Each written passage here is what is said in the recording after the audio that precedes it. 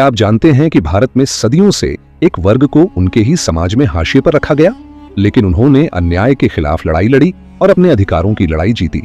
यह कहानी है दलित आंदोलन की, एक ऐसा संघर्ष जिसने भारतीय समाज को बदल कर रख दिया। यह सिर्फ एक जाति की कहानी नहीं, बल्कि इंसाफ और समानता के लिए इंसानियत की जंग है। प्राचीन भारत में दलितों की स्थिति। भारत में जाति व्यवस्था की जड़ें प्राचीन काल से जुड़ी हुई हैं। मनुस्मृति जैसे ग्रंथों में समाज को 4 वर्णों में बांटा गया: ब्राह्मण, क्षत्रिय, वैश्य और शूद्र। लेकिन शूद्रों से भी नीचे अस्पृश्य कहलाने वाले लोगों को हर प्रकार के सामाजिक अधिकारों से वंचित रखा गया। उन्हें मंदिरों में प्रवेश की अनुमति नहीं थी, वे ऊंची जातियों के कुओं से पानी नहीं ले सकते थे और उनके साए तक को अपवित्र माना जाता था। समाज की इस व्यवस्था ने लाखों लोगों को शिक्षा, संपत्ति और सम्मान से वंचित कर दिया।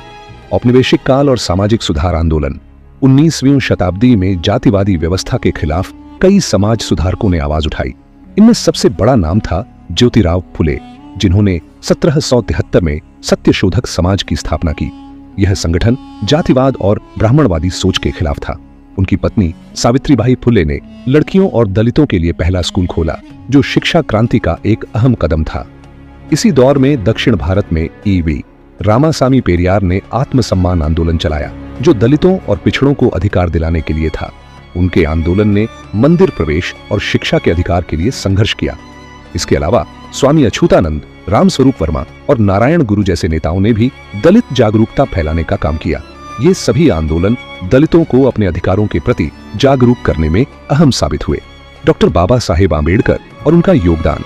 अगर हम दलित आंदोलन की बात करें और बाबा साहेब आंबेडकर का नाम न लें तो यह अधूरा रहेगा।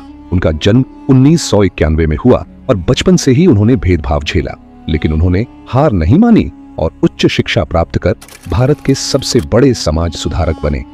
उन्होंने 1927 में महाड सत्याग्रह किया, जिसमें दलितों को सार्वजनिक तालाबों से पानी लेने का अधिकार दिलाने के लिए संघर्ष हुआ। इसके बाद कालाराम मंदिर आंदोलन और पूना पैक्ट 1932 जैसे महत्वपूर्ण आंदोलन हुए, जिससे दलितों को अलग प्रतिनिधित्व और राजनीतिक अधिकार मिले। 1947 में भारत के आजाद होने के बाद उन्हें भारत के संविधान निर्माण की जिम्मेदारी सौंपी गई। उन्होंने संविधान में दलितों और वंचितों के लिए समानता, आरक्षण और सामाजिक न्याय के प्रावधान सुनिश्चित किए। 1956 में उन्होंने लाखों दलितों के साथ बौद्ध धर्म ग्रहण किया, जिससे सामाजिक क्रांति की एक नई लहर आई। आजादी के बाद दलित आंदोलन और आरक्षण। भारत के संविधान में दलितों को शिक्षा और नौकरियों में आरक्षण दिया गया, ताकि वे वर्षों से चली आ रही असमानता को दूर कर सकें। लेकिन इस नीति के बावजूद उन्हें कई जगहों पर भेदभाव का सामना करना पड़ा। 1970 और 1980 के दशकों में दलित पैंथर्स आंदोलन सामने आया, जिसने जातिगत हिंसा के खिलाफ मजबूती से आवाज उठाई। बाद में कांशीराम के नेतृत्व में बहुजन समाज पार्टी BSP बनी, जिसने दलित राजनीति को एक नई दिशा दी। आज कई दलित नेता समाज में प्रभावशाली भूमिका निभा रहे हैं, लेकिन कई जगहों पर जातिगत भेदभाव और हिंसा की घटनाएं अब भी देखने को मिलती हैं। आज के दौर में दलित आंदोलन की स्थिति। आज भारत में दलित आंदोलन की दिशा बदल रही है। सोशल मीडिया और डिजिटल प्लेटफॉर्म ने दलितों को अपनी आवाज उठाने का एक नया माध्यम दिया है। कई युवा दलित नेता और एक्टिविस्ट शिक्षा, राजनीति और न्याय व्यवस्था में बदलाव लाने के लिए काम कर रहे हैं। हालांकि जातिगत भेदभाव के मामले अब भी सामने आते हैं। उना, हाथरस और अन्य स्थानों पर हुई घटनाओं ने यह दिखाया कि अभी भी बहुत कुछ बदले जाने की जरूरत है। लेकिन हिम्मत और संघर्ष के दम पर दलित समुदाय लगातार आगे बढ़ रहा है। दलित आंदोलन सिर्फ एक समुदाय की कहानी नहीं, बल्कि इंसाफ और समानता के लिए इंसानियत की लड़ाई है। यह हमें सिखाता है कि अधिकार मांगे नहीं जाते, बल्कि संघर्ष से हासिल किए जाते हैं।